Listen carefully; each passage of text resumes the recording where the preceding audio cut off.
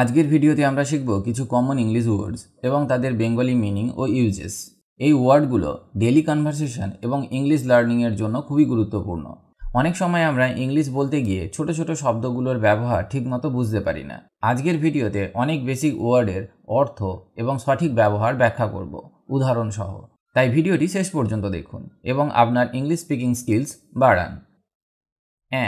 An মানে একটি, কোনো বস্তুর বা ব্যক্তির আগে ব্যবহৃত হয় যার প্রথম অক্ষর ভাওয়েল সাউন্ড, যেমন এ, ই, আই, ও, ইউ ইত্যাদি হয়। For example, I saw an elephant, আমি একটি হাতি দেখলাম। এখানে এলিফ্যান্টের ই হলো ভাওয়েল সাউন্ড, তাই তার আগে অ্যানকে বসানো হলো। আবার হি এট অ্যান অ্যাপেল, সে একটি আপেল খেলো। এখানেও অ্যাপেলের এ হলো ভাওয়েল সাউন্ড, তাই তার আগে অ্যানকে বসানো হলো। অ্যান্ড মানে এবং, আর বা সাথে, দুই বা ততোধিক জিনিস বা বাক্যের মধ্যে সংযোগ করতে ব্যবহৃত হয়। যেমন he bought a pen and a notebook, সে একটি কলম এবং একটি নোটবুক কিনেছে।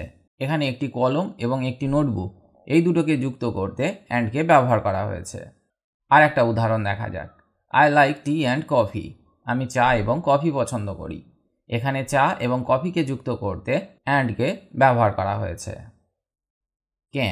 ক্যান মানে পারা বা সক্ষম হওয়া, কোনো কাজ করার সক্ষমতা বা অনুমতির জন্য ব্যবহৃত হয়, বা বলতে পারেন অ্যাবিলিটি, পসিবিলিটি অর পারমিশনের জন্য ব্যবহার করা হয় ক্যানকে। For example, she can swim, সে সাঁতার কাটতে পারে। এখানে সাঁতার কাটা একটা সক্ষমতা, সেটা বোঝাতে বাক্যে ক্যানকে ব্যবহার করা হয়েছে। ক্যান ইউ হেল্প মি, তুমি কি আমাকে সাহায্য করতে পারবে? এখানে পারমিশনের জন্য ক্যানকে ব্যবহার করা হয়েছে। হি মানে সে, এটি একটি পুরুষবাচক শব্দ। পুরুষের জন্য সাবজেক্ট প্রোনাউন হিসাবে হিকে ব্যবহার করা হয়। For example, he is my friend, সে আমার বন্ধু। এখানে হি মানে কোনো ছেলের কথা বলা হচ্ছে। আবার হি প্লেজ ফুটবল, সে ফুটবল খেলে। এখানেও হি একটি ছেলেকে বোঝাচ্ছে। আর মানে হয়, থাকে, আছো, আছেন, রয়েছেন ইত্যাদি বোঝাতে ব্যবহার করা হয়। আরকে ব্যবহার করা হয় ইউ, উই, দে এবং বহুবচনের সাথে। যেমন দে আর হ্যাপি, তারা সুখী। এখানে দে বহুবচন বা প্লুরাল, তাই তার সাথে আরকে ব্যবহার করা হলো। আবার you are a good student, তুমি একজন ভালো ছাত্র। এখানে ইউ সিঙ্গুলার হলেও ইউ এর সাথে সবসময় আরকে ব্যবহার করা হয়। দিকে ব্যবহার করা হয় কোনো নির্দিষ্ট কিছু বোঝাতে, যেমন নির্দিষ্ট ব্যক্তি বা বস্তু বোঝাতে দিকে ব্যবহার করা হয়। For example, the sun is bright, সূর্য উজ্জ্বল। এখানে সূর্যকে নির্দিষ্ট করে বোঝাতে দিকে ব্যবহার করা হলো। আবার আই রিড দ্য বুক, আমি বইটি পড়লাম। এখানে বইটিকে নির্দিষ্ট করার জন্য দিকে ব্যবহার করা হলো। আই মানে আমি, নিজেকে বোঝাতে আইকে ব্যবহার করা হয়। যেমন আই অ্যাম এ টিচার, আমি একজন শিক্ষক। আই লাভ আইসক্রিম, আমি আইসক্রিম ভালোবাসি। এই দুটি উদাহরণে নিজেকে বোঝাতে আমরা আইকে ব্যবহার করলাম। ফর মানে জন্য বা উদ্দেশ্যে, কোনো ব্যক্তি বা কাজের উদ্দেশ্য বোঝাতে ফরকে ব্যবহার করা হয়। This gift is for you, এই উপহার তোমার জন্য। এখানে তোমার জন্য বোঝাতে ফরকে ব্যবহার করা হলো। I work for my family, আমি পরিবারের জন্য কাজ করি। এখানেও পরিবারের জন্য বোঝাতে ফরকে ব্যবহার করা হয়েছে। ডিড মানে করেছিল বা করেছিলে। অতীতকালে কোনো কাজ বোঝাতে ডিডকে ব্যবহার করা হয়। যেমন হি ডিড হিজ হোমওয়ার্ক, সে তার হোমওয়ার্ক করেছিল। তাহলে এখানে আমরা করেছিল বোঝাতে ডিডকে ব্যবহার করলাম, এটা past tense. Did you call me, তুমি কি আমাকে ডাকলে? এখানেও অতীতকাল বা পাস্ট টেন্স বোঝাতে ডিডকে ব্যবহার করা হলো। হাউ মানে কিভাবে বা কেমন করে, কোনো কাজের প্রক্রিয়া বা অবস্থা বোঝাতে হাউকে ব্যবহার করা হয়। যেমন হাউ আর ইউ, তুমি কেমন আছো। এখানে কেমন বোঝাতে হাউকে ব্যবহার করা হলো। হাউ ডাজ ইট ওয়ার্ক, এটা কিভাবে কাজ করে। এখানে কাজের প্রক্রিয়া বোঝাতে হাউকে ব্যবহার করা হলো।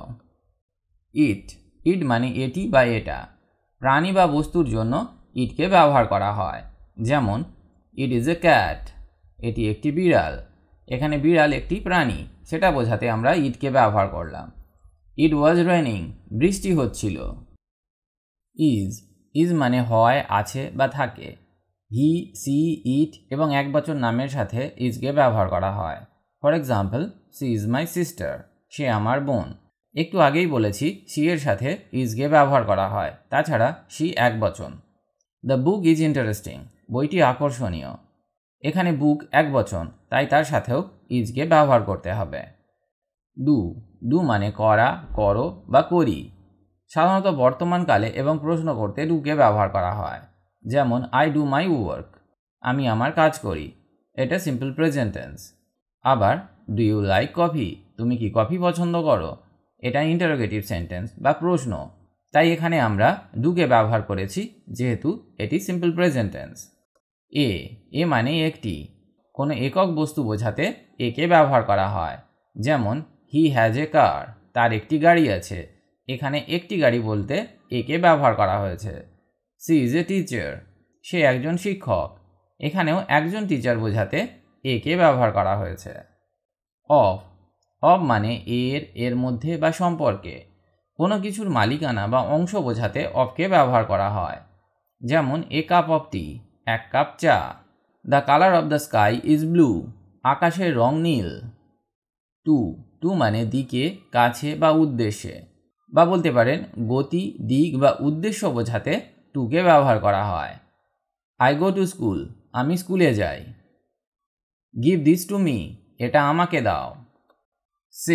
সিট মানে বসা। সিট বোঝাতে ব্যবহৃত হয় যখন কেউ বসে থাকে বা বসার অবস্থায় থাকে। For example, please sit here, অনুগ্রহ করে এখানে বসুন। She sat on the chair, সে চেয়ারে বসেছিল। ইচ মানে প্রত্যেকটি বা প্রতি। ইচকে ব্যবহার করা হয় যখন কোনো গ্রুপের প্রত্যেককে আলাদা আলাদা করে উল্লেখ করা হয়। যেমন each student got a book, প্রত্যেক ছাত্র একটি বই পেয়েছে। Each of us has a role, আমাদের প্রত্যেকের একটি ভূমিকা আছে। অর মানে অথবা বা না হলে। অর ব্যবহৃত হয় চয়েসেস বা অল্টারনেটিভস উপস্থাপন করতে। যেমন do you want tea or coffee, তুমি চা নাকি কফি চাও। Hurry up or we will be late, দ্রুত করো না হলে আমরা দেরি করব। গট মানে পেয়েছি, পেয়েছিলাম বা পাওয়া হয়েছে। পাস্ট ফর্ম অফ গেট বা গড হলো গেটের পাস্ট ফর্ম, যার অর্থ কিছু পাওয়া বা গ্রহণ করা। যেমন আই গট এ গিফট, আমি একটি উপহার পেয়েছি। এখানে গেটের পাস্ট ফর্ম হিসাবে গটকে ব্যবহার করা হলো। She got a new job, সে একটি নতুন কাজ পেয়েছে। আস মানে আমাদের বা আমাদেরকে। আস ব্যবহৃত হয় উই এর অবজেক্ট প্রোনাউন হিসেবে। যেমন হি গেভ আস চকোলেটস, সে আমাদেরকে চকোলেট দিল। লেট আস গো নাও, আমাদের এখন যেতে দাও। ওয়াজ মানে ছিল বা ছিলাম। ওয়াজকে পাস্ট টেন্সে ব্যবহার করা হয় আই, হি, সি, ইট এবং সিঙ্গুলার নাউনের সাথে। যেমন সি ওয়াজ হ্যাপি, সে খুশি ছিল। এখানে সি এর সাথে ওয়াজকে ব্যবহার করা হলো। আই ওয়াজ অ্যাট হোম, আমি বাড়িতে ছিলাম। এখানে আয়ের সাথে ওয়াজকে ব্যবহার করা হলো, তবে এটা আপনাকে মনে রাখতে হবে ওয়াজকে পাস্ট টেন্সে ব্যবহার করা হয়। সো মানে তাই, এত বা খুব। সো ব্যবহৃত হয় ফলাফল বা মাত্রা বোঝাতে। যেমন it was raining so we stayed inside, বৃষ্টি হচ্ছিল তাই আমরা ভিতরে থাকলাম। আর একটা উদাহরণ দেখা যাক। সি ইজ সো কাইন্ড, সে খুব দয়ালু। অনকে ব্যবহার করা হয় উপর, চালু বা সময় বোঝাতে, বা বলতে পারেন পজিশন, টাইম অর কন্ডিশন বোঝাতে। যেমন the book is on the table, বইটি টেবিলের ওপর আছে। এখানে ওপর বা পজিশন বোঝাতে অনকে ব্যবহার করা হলো। হি ওয়াজ বর্ন অন মানডে, সে সোমবার জন্মগ্রহণ করেছিল। এখানে সময় বা টাইম বোঝাতে আমরা অনকে ব্যবহার করলাম। ইউ মানে তুমি, তোমরা, আপনি, আপনারা। ইউ ব্যবহৃত হয় সেকেন্ড পারসন প্রোনাউন হিসাবে। For example, you are my best friend, তুমি আমার সবচেয়ে ভালো বন্ধু। ইউ লুক গ্রেট টুডে, আপনি আজ দারুণ দেখাচ্ছেন। দে মানে তারা বা তারা সবাই। For example, they are playing football, তারা ফুটবল খেলছে। দে লিভ ইন ঢাকা, তারা ঢাকায় থাকে। হ্যাড মানে ছিল, করেছিল বা খেয়েছিল। হ্যাড হলো হ্যাভের পাস্ট টেন্স, যা মালিকানা বা অভিজ্ঞতা বোঝাতে ব্যবহার করা হয়। যেমন I had a great time, আমার ভালো সময় কাটল। She had lunch at 2 p.m. সে দুপুর 2টোয় দুপুরের খাবার খেয়েছিল। ইফ মানে যদি বা হলে। ইফ ব্যবহৃত হয় একটি শর্ত বা কন্ডিশন প্রকাশ করতে। যেমন if it Reigns we will stay home. যদি বৃষ্টি হয় আমরা বাড়িতে থাকব। এখানে একটা শর্ত বোঝাতে ইফকে ব্যবহার করা হলো। আর একটা উদাহরণ দেখা যাক। If you study you will pass. যদি তুমি পড়ো তুমি পাস করবে। এখানেও একটা শর্ত বোঝাচ্ছে, তাই এখানে আমরা ইফকে ব্যবহার করলাম। ওয়ার মানে ছিলে, ছিলেন, ছিলাম, ছিল ইত্যাদি অর্থে ব্যবহার করা হয়। ওয়ার হলো আর এর পাস্ট টেন্স, যা ইউ, উই, দে এবং প্লুরাল নাউন্সের সাথে ব্যবহার করা হয়। যেমন we are at the park, আমরা পার্কে ছিলাম। দে ওয়ার হ্যাপি, তারা খুশি ছিল। লেটকে ব্যবহার করা হয় অনুমতি দেওয়া বা করতে দেওয়া, বা বলতে পারেন লেট ব্যবহৃত হয় অনুমতি বা পারমিশন দেওয়া, কিছু পরামর্শ বা সাজেশন দিতে। যেমন লেট হিম গো, তাকে যেতে দাও। লেটস প্লে এ গেম, চলো একটা খেলা খেলি। মি মানে আমাকে বা আমাকে নিয়ে। মি ব্যবহৃত হয় আই এর অবজেক্ট প্রোনাউন হিসেবে। যেমন গিভ মি এ পেন, আমাকে একটা কলম দাও। He told me a story, সে আমাকে একটি গল্প বলল। হ্যাভ মানে আছে, খেয়েছি, করেছি, পাওয়া গেছে এইসব অর্থে। হ্যাজ ব্যবহৃত হয় মালিকানা, কাজ এবং অভিজ্ঞতা বোঝাতে। যেমন আই হ্যাভ এ কার, আমার একটি গাড়ি আছে। এখানে আছে অর্থে আমরা হ্যাভকে ব্যবহার করলাম, এটা একটি মালিকানা বোঝাচ্ছে। হ্যাভ ইউ হ্যাড লাঞ্চ, তুমি কি দুপুরের খাবার খেয়েছো? আজ আমরা শিখলাম কিছু গুরুত্বপূর্ণ শব্দ এবং সেগুলো কিভাবে ডেইলি কনভারসেশনে ব্যবহার করা যায়। আমি আশা করি এই ভিডিওটি আপনাদের ইংলিশ স্পিকিং স্কিল উন্নত করতে সাহায্য করবে। প্র্যাকটিস করলে ধীরে ধীরে আপনি আরও কনফিডেন্ট হবেন। যদি ভিডিওটি হেল্পফুল লাগে তাহলে লাইক, শেয়ার এবং সাবস্ক্রাইব করতে ভুলবেন না। কমেন্ট করে জানান কেমন লাগলো আর কোন বিষয়ে শিখতে চান। See you in the next video. Keep learning and keep improving.